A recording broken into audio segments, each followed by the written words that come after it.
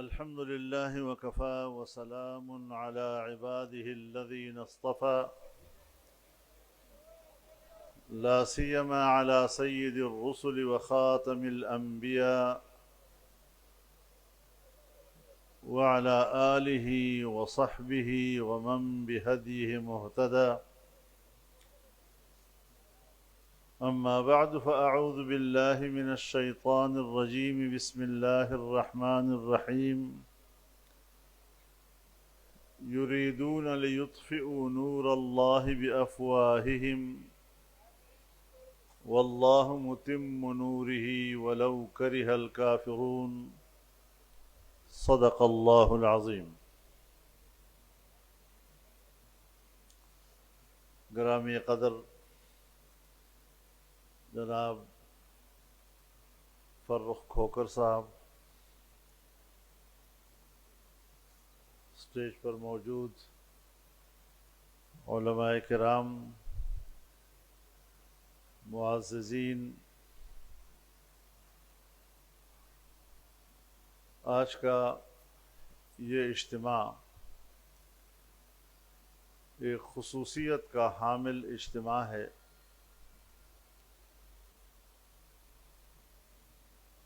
فرخ کھوکر صاحب تو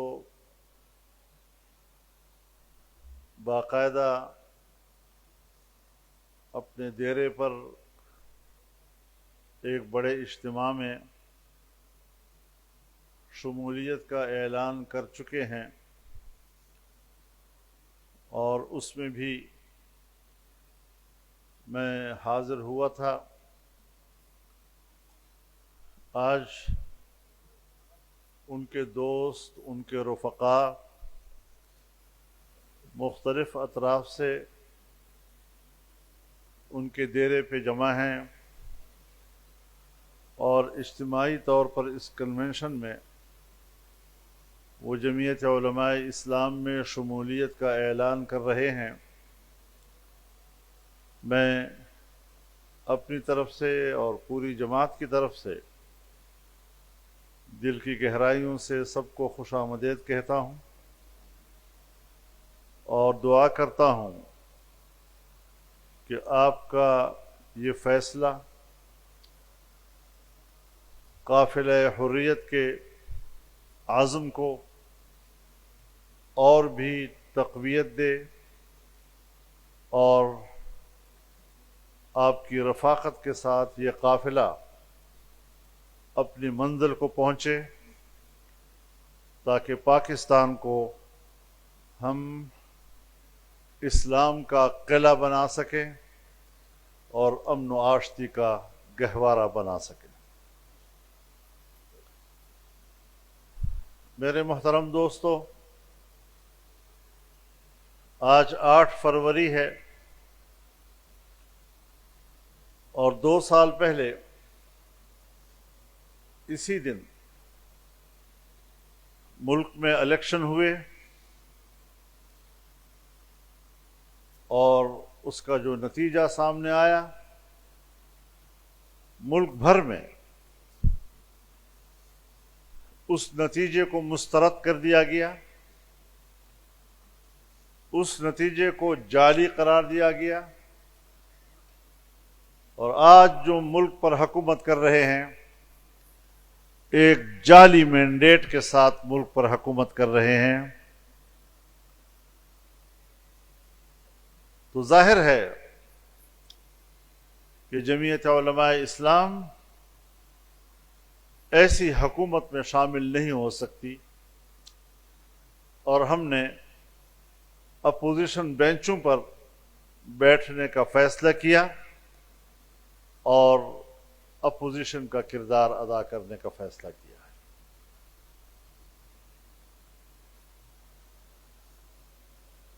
میرے محترم دوستو، اگر ہمارا تعلق جمعیت علماء اسلام کے ساتھ ہے تو یہ جماعت محض اقتدار کی جنگ نہیں لڑ رہی، یہ جماعت کسی دنیاوی مفادات کی جنگ نہیں لڑ رہی، اقتدار میں آنا منزل مقصود نہیں ہے،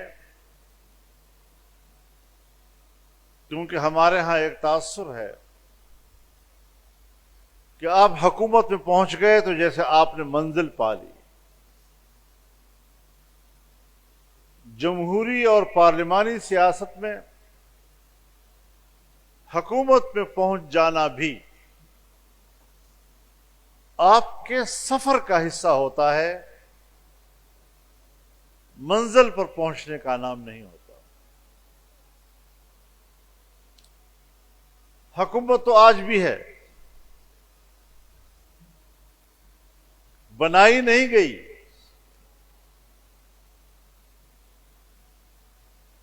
کچھ جماعتوں کو آپس میں چپکایا گیا ہے۔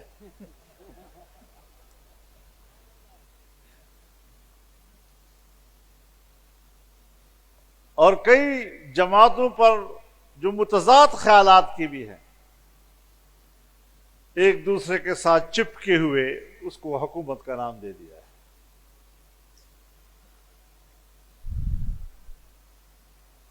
اس طرح کی حکومتیں تشکیل دینا یہ جمہوریت کا مذاق ہے، یہ سیاست کا مذاق ہے۔ اکثریت حاصل کر لینا یہ کوئی عیب کی بات نہیں۔ آپ عوام کے ووٹ سے اکثریت حاصل کریں، ہم خوشی سے آپ کی حکومت کو قبول کریں کہ وہ قوم کا فیصلہ ہوگا، اور قوم کو یہ اختیار پاکستان کے آئین نے دیا ہے، قوم کو یہ اختیار قانون نے دیا ہے۔ تو ہماری جنگ نہ آئین کے ساتھ ہے نہ قانون کے ساتھ ہے، ہم تو آئین اور قانون کے رکھوالے ہیں۔ اگر قوم اپنے اس حق کو استعمال کرتے ہوئے کسی بھی پارٹی کو مینڈیٹ دیتی ہے تو ہمیں قبول کرنے میں کوئی جھجک نہیں، لیکن ہم اپنی آنکھوں سے دیکھ رہے ہیں، ہمارے مشاہدات ہیں کہ کس طرح نتائج تبدیل کیے گئے، کس طرح جھرلو پھیرا گیا، کس طرح انتخابات سے مذاق کیا گیا، اور الیکشن کمیشن سمجھتا ہے کہ نتائج تو ہم تیار کرتے ہیں۔ میں چیلنج کرتا ہوں الیکشن کمیشن کو، پورے پاکستان کے ایک حلقے کا نتیجہ بھی معلوم نہیں تھا، نتیجے باہر سے آتے تھے، الیکشن کمیشن کے دفتر سے جاری ہوتے تھے۔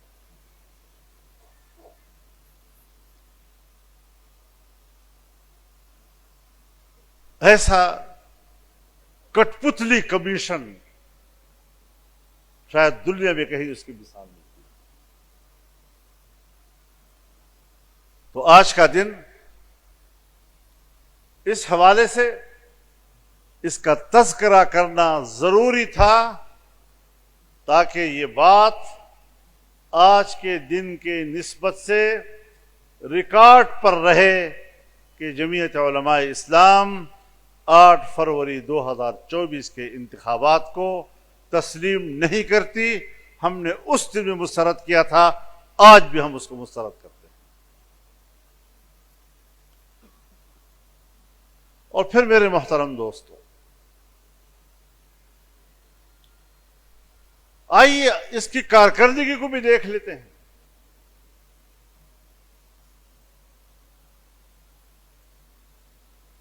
جمعیت علماء اسلام محض الزام تراشیوں کی سیاست نہیں کیا کرتی، حقائق پر مبنی اختلاف رائے کرتی ہے۔ ہماری روش میں انتہا پسندی نہیں ہے، ہماری روش میں اعتدال ہے اور دلیل ہے. اور اس بنیاد پر ہم قوم کی رہنمائی بھی کر رہے ہیں اور قوم کی نمائندگی بھی کر رہے ہیں.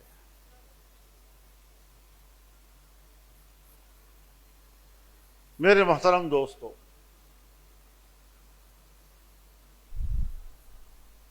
ساری دنیا کے سامنے ہے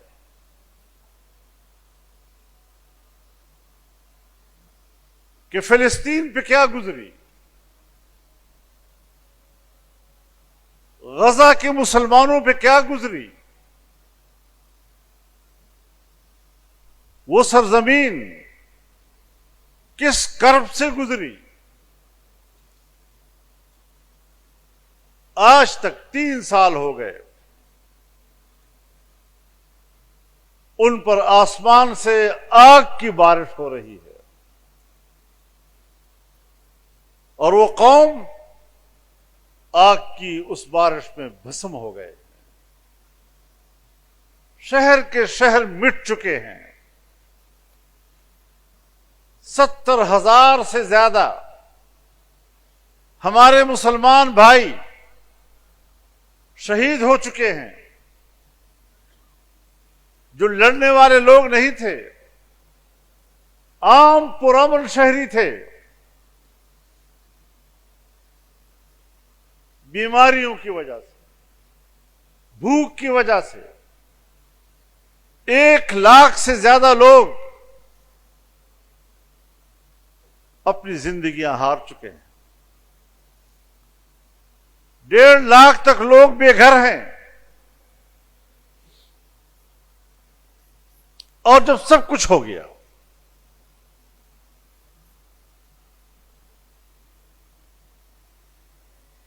اس قدر ایک وحشیانہ صہیونی روش جس کی پشت پر امریکہ ہے،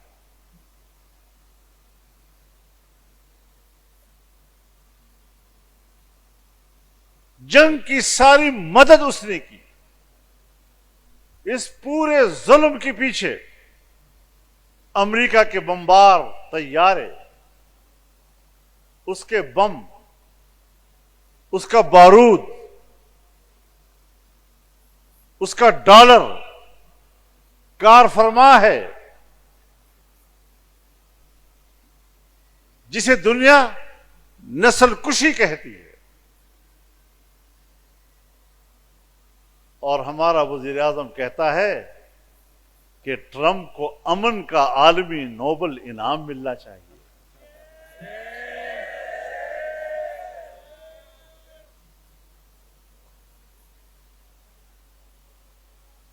بری عقل و دانش بباید گریخت. ایسی عقل مندی پر رونا آتا ہے جو عقل مندی ہمارے حکمرانوں کو نصیب ہوئی ہے. خوشامد کی بھی کوئی حد ہوتی ہے، نوکری کی بھی کوئی حد ہوتی ہے. اگر ہم نے اس روش کو بھانپ کر عمران خان سے اختلاف کیا تھا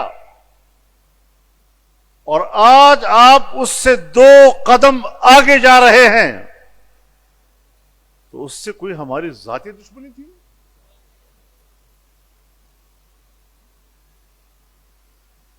تو اگر آپ 2 قدم آگے جائیں گے تو ہم ان سے بھی 2 قدم آگے بڑھ کر آپ کو مقابلہ کریں گے.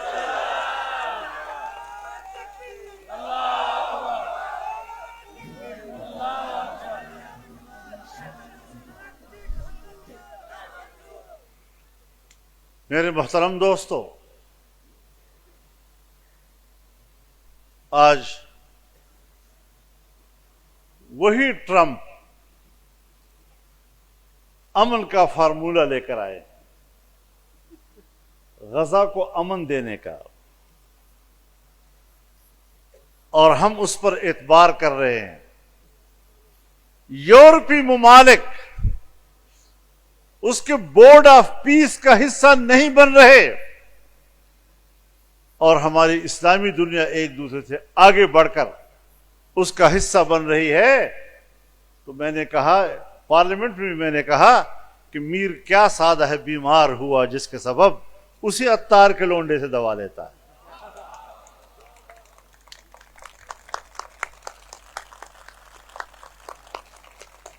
جن کو ہم فلسطینیوں کا قاتل سمجھتے ہیں، جن کے ہاتھوں سے فلسطینیوں کا خون ٹپک رہا ہے، اس کو ہم فلسطین کا علاج ان سے مانگیں؟ اور پھر اس بورڈ کے اندر، امن بورڈ کے اندر نیتن یاہو بھی شامل ہے۔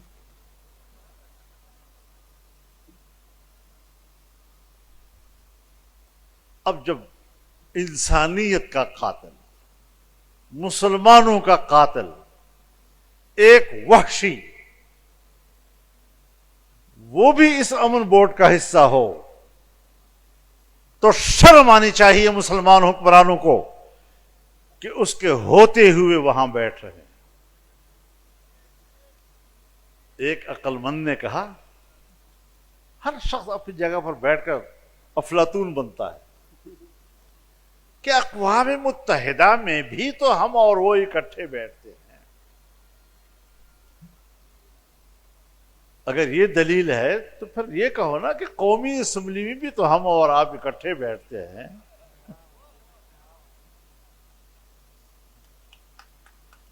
اور یہ ریکارڈ پر ہے کہ جب اقوام متحدہ میں نیتن یاہو تقریر کے لیے کھڑا ہوا اور ڈائز پر آیا تو پوری اسلامی دنیا نے بائیکاٹ کیا، باہر چلے گئے اور اس کی تقریر سننے سے انکار کر دیا۔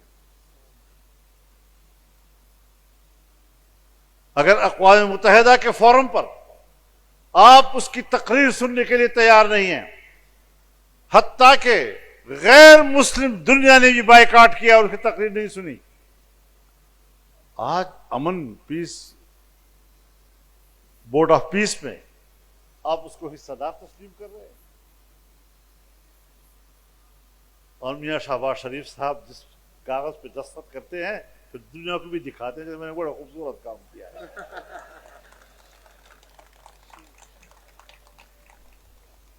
حق یہ تھا کہ آپ کہیں چھپ کر یہ چوری کر لیتے،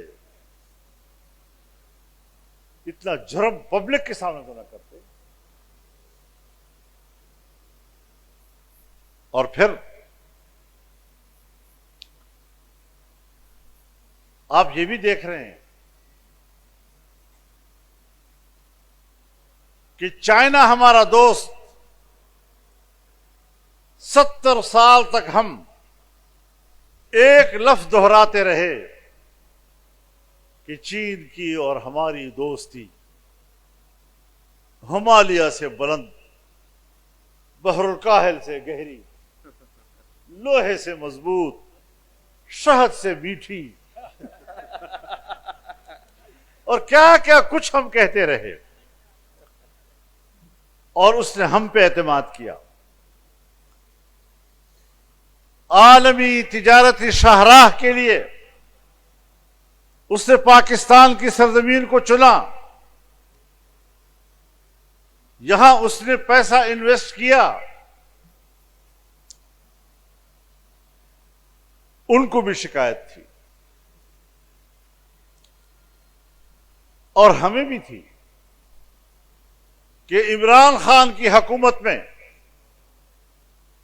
سی پیک منصوبہ روک دیا گیا، میگا پروجیکٹس روک دیے گئے۔ آج ذرا ان سے بھی تو پوچھتے ہیں نا، ہمارے کنٹینروں پر آ کر تقریر کرنے والے،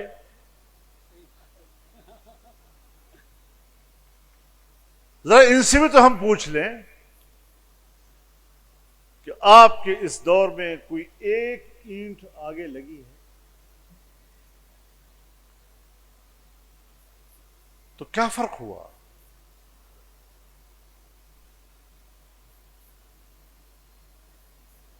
اور پھر یہ کہ چائنا کی امید تھی کہ پی ڈی ایم کے لوگ آئیں گے تو پاکستان میں ہماری سرمایہ کاری کا راستہ کھل جائے گا، لیکن روش آج بھی وہی ہے، پہلے سے تبدیل نہیں ہوئی. تو اب تو وہ پورے پاکستان سے مایوس ہو گیا نا. اور ہمارے حکمرانوں کی خارجہ پالیسی، کامیاب خارجہ پالیسی، مقبول ترین خارجہ پالیسی، کہ انڈیا سے بھی جنگ، افغانستان سے بھی جنگ، چین بھی ناراض، ایران بھی ناراض، اور اس ماحول میں وہ سمجھتے ہیں ہم پاکستان کی جنگ لڑ رہے ہیں. بیڑا غرق کر دیا تم نے پاکستان کا. لڑیں گے ہر گھڑی ہر آن مولانا. پاکستانی پوچھنا چاہتا ہے اپنے ملک کے پالیسی ساز لوگوں سے، ہر شہری پوچھنا چاہتا ہے کہ ظاہر شاہ سے لے کر آج کے امارت اسلامیہ تک کیوں پاکستان کے ساتھ نہیں چل سکتے؟ مختلف لوگ آئے، کمیونسٹوں کی حکومت آئی، جہادیوں کی حکومت آئی، طالبان کی حکومت آئی، جو پرو پاکستانی کہلاتے تھے. تو کبھی دوسرے پر تنقید کرنے سے پہلے یہ بھی سوچا ہے کہ 78 سال سے میری افغان پالیسی کیوں ناکام رہی؟ پاکستان میں دہشت گرد آ رہے ہیں وہاں سے، بھائی آ رہے ہیں تو روکو نا، آ رہے ہیں تو مارو نا. انہوں نے تو آپ سے کوئی احتجاج نہیں کیا. عجیب بات یہ ہے کہ افغانستان کا ایک انار پاکستان کی طرف نہیں آ سکتا، افغانستان کا ایک سردہ پاکستان کی طرف نہیں آ سکتا، افغانستان کا ایک گرما پاکستان کی طرف نہیں آ سکتا، اور دہشت گرد آ رہے ہیں.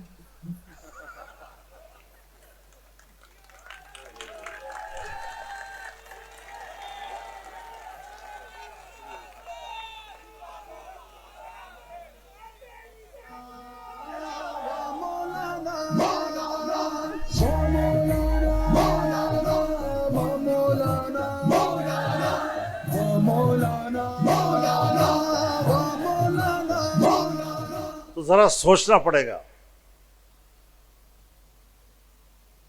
کہ 4 دہائیوں سے زیادہ عرصہ ہو گیا ہمارے مغربی سرحدات پر، خیبر پختونخوا سے لے کر بلوچستان تک خون بہہ رہا ہے.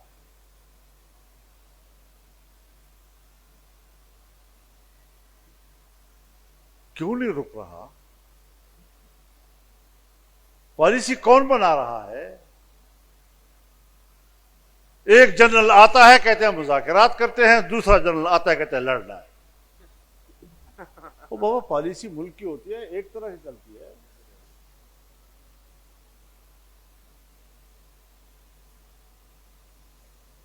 تو کل کوئی اور جنرل آئے گا تو اس کے بعد پھر پالیسی اور بدل جائے گی. تو حکومت تو ہے نہیں، تو پھر فیصلے جنرل نہیں کر رہے ہوں گے.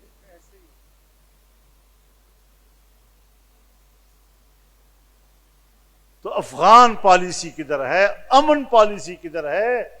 عام آدمی کی زندگی اجیرن ہو چکی ہے، اور جن علاقوں سے میرا تعلق ہے وہ علاقے، وہاں کے لوگ وہاں ایسا محسوس کر رہے ہیں جیسے یہاں پاکستان میں.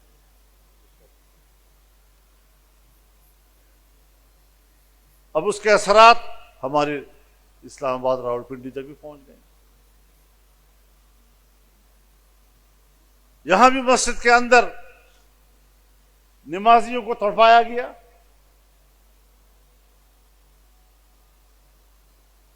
تو اس کا معنی یہ ہے کہ بس کوئی حکومت نہیں, کوئی رٹ نہیں ہے ان کی. بڑی بڑی باتیں تو کر سکتا ہے آدمی, بیان بہت اچھے دے سکتا ہے آدمی, ہمارے لوگوں جیسے بولنے والے, بیانیہ تیار کرنے والے ایسا بیانیہ تیار کرتے ہیں جیسے کہ پوری دنیا کا مظلوم بھی یہی ہے اور پوری دنیا کے عقل مند بھی یہی.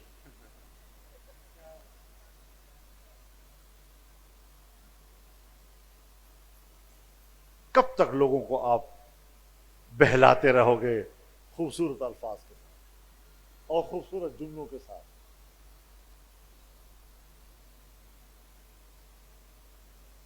تم سے اچھے جملے ہمیں بولنے آتے ہیں, تم سے جرت کے الفاظ ہمارے پاس ہیں. آپ جرت دکھائیں تو صحیح. ہندوستان کے مقابلے میں آپ نے جرت دکھائی, ہم آپ کے ساتھ کھڑے تھے. لیکن ملک کی داخلہ پالیسی, امن و امان کے حوالے سے کون اعتماد کرے گا ہمارے پر, اور کون ہمارے ساتھ تجارت کرے گا؟ آپ کے اپنے ملک کا لوگ باہر جا رہا ہے.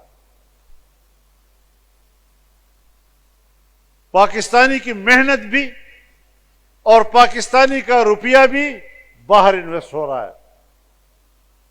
پاکستان میں کاروبار ختم ہو رہے ہیں. یہ جعلی قسم کی باتیں کہ بین الاقوامی دنیا میں اب ہمارے اقتصاد کے اشارات, کچھ اشارات 15-20 سال سے ہم اشارات پہ گزارا کر رہے ہیں, اور حقیقت یہ ہے کہ ہم نیچے جا رہے ہیں. انڈیا کی معیشت ٹھیک, چائنا کی معیشت ٹھیک, افغانستان کی معیشت ہم سے ٹھیک, ایران کی معیشت ٹھیک, اور اس خطے میں اگر نیچے جا رہا ہے تو صرف پاکستان جا رہا ہے. تو کس کو الزام دے؟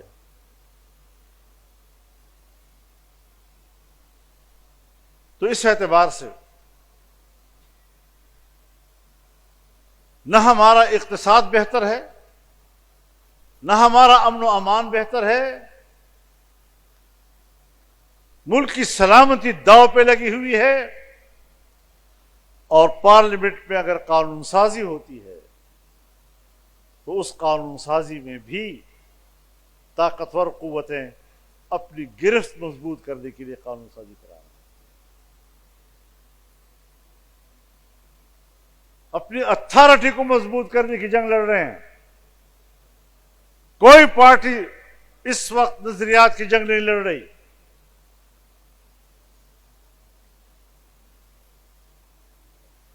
اور اسٹیبلشمنٹ اپنی اتھارٹی کو مضبوط کرنے کی جنگ میں کامیاب ہوتی جا رہی ہے.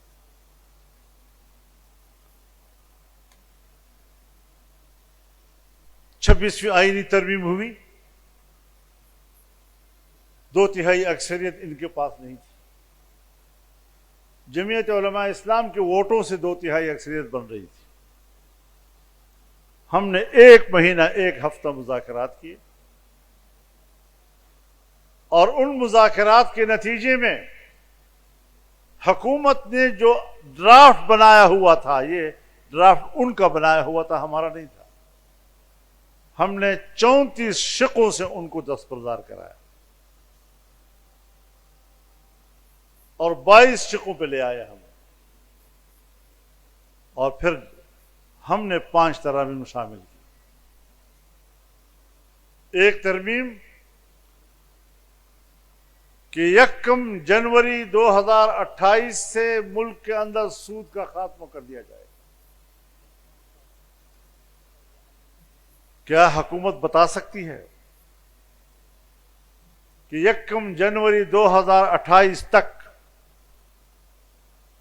سود کے خاتمے کے لیے بینکوں میں یا اداروں میں کوئی اس پر کام ہوا ہے, کوئی پیش رفت کی ہے گورنمنٹ نے؟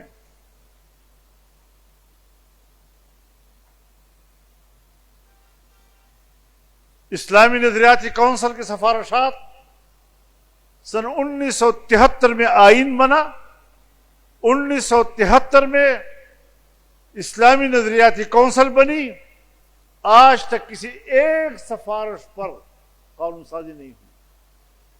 قانون سازی دور کی بات، کسی ایک سفارش پر ایوان میں بحث نہیں ہوئی۔ ہم نے آئینی ترمیم دی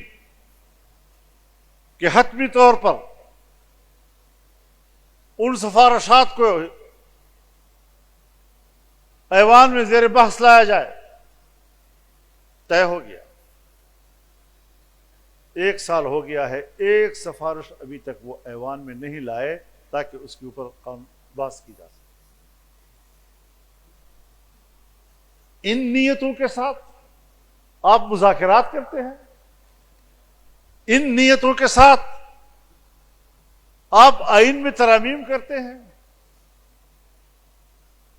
تو کون کل آپ کو اعتماد کرے گا؟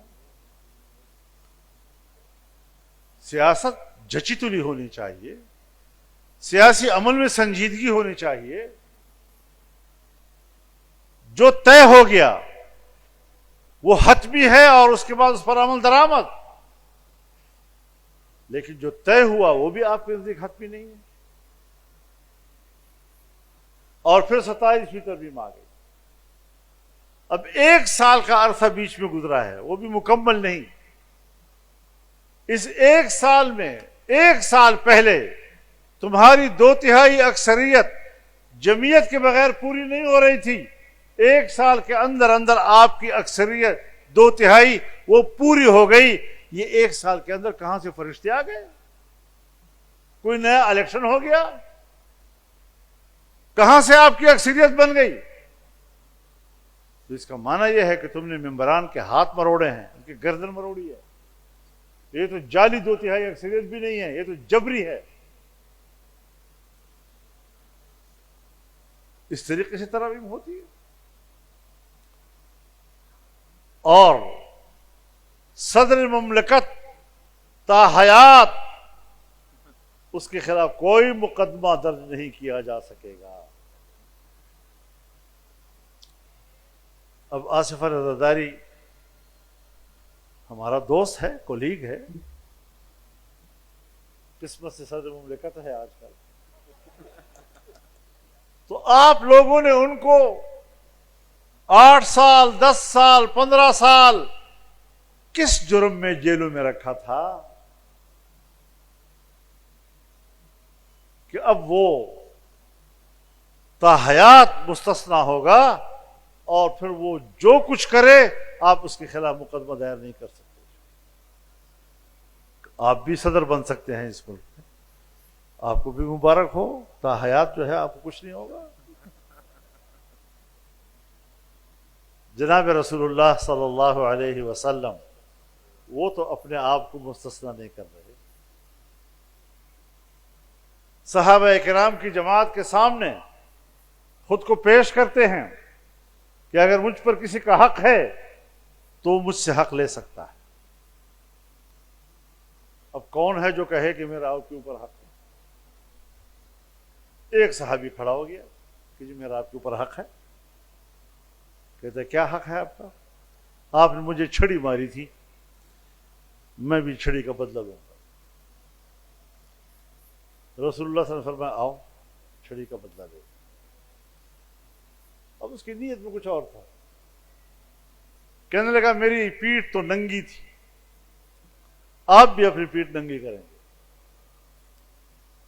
رسول اللہ صلی اللہ علیہ وسلم نے پیٹھ ننگی کر دی، اور جو ہی ان کی پشت مبارک ان کو نظر آئی، جا کر لپکا اور لپٹ گیا اس کے ساتھ، اور چومتا رہا اور چومتا رہا اور چومتا رہا۔ کہتے ہیں حضرت میں نے اسی لیے یہ سارا قصہ بنایا تھا، میں آپ سے کیسے بدلہ لے سکتا ہوں؟ آپ کی تو چھڑی بھی میرے لیے سعادت ہے۔ تو رسول اللہ تو اپنے آپ کو مستثنا نہیں قرار دے رہے۔ حضرت عمر فاروق رضی اللہ تعالی عنہ کہ جس کے روب اور دبدبے سے جس راستے سے وہ گزرتا ہے شیطان نہیں گزرتا وہاں سے،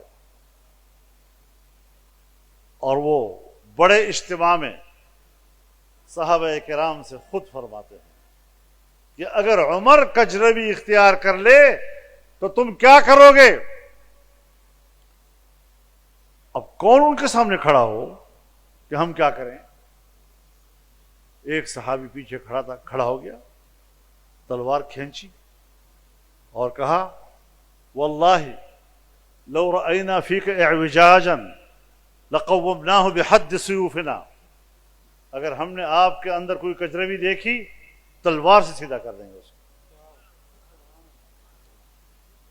اب لوگ سوچ رہے تھے کہ پتہ نہیں عمر کیا رد عمل دے گا، اتنی بڑی بات اس نے کہہ دی۔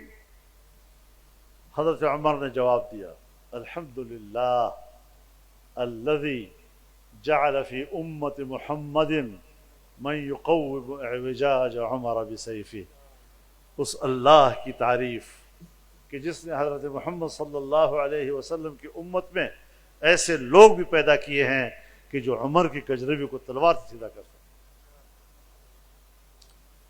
حضرت ابوبکر صدیق رضی اللہ تعالیٰ عنہ خلیفہ بننے کے بعد فرماتے ہیں کہ میں تم میں سے کوئی بہتر آدمی نہیں ہوں، تم سے کوئی بڑا آدمی نہیں ہوں، لیکن مجھے خلیفہ بنایا گیا ہے۔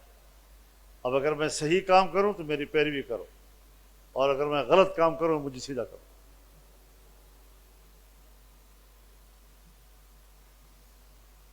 ہمارے حکمران ان سے بھی بہت مقدس آ گئے۔ 1400 سال کے بعد یہ عام ہم پر منکشف ہوا کہ ہمارے ملک کا حکمران اور طاقتور وہ مستثنا ہوگا قانون۔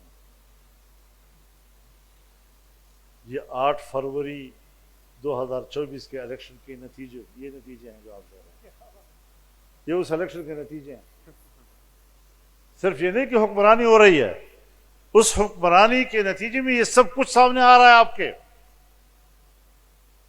کہ خارجہ پالیسی ناکام، اقتصادی پالیسی ناکام، تجارتی پالیسی ناکام، قانون سازی میں بددیانتی، قانون سازی میں جھوٹ، اس قسم کی چیزیں آپ ہم پر مسلط کریں گے اور پھر ہم سے توقع رکھیں گے کہ ہم آپ کا تعاون کریں گے۔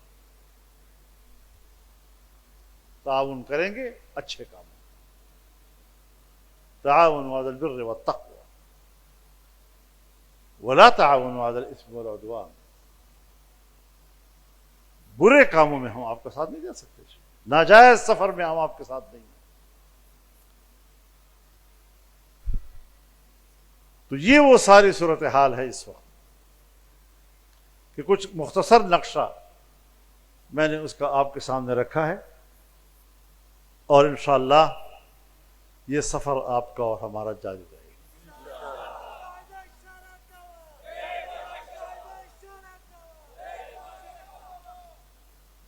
اللہ کا شکر ہے کہ اللہ نے جمعیت علماء اسلام کو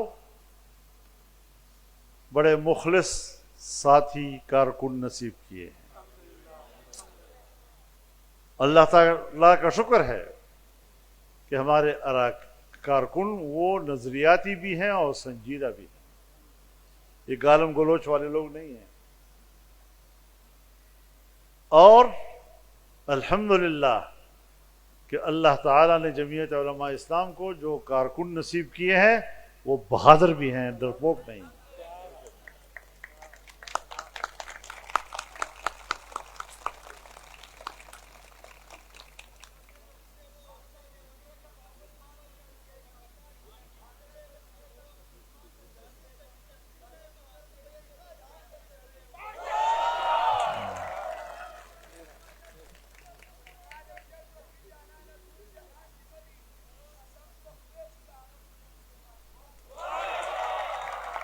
ډیره مننه بس دا خبر ځان سره ولیکئ اور خط تکڑه شئ، ڈٹ کر حالات کا مقابلہ کرنا ہے، آگے بڑھنا ہے۔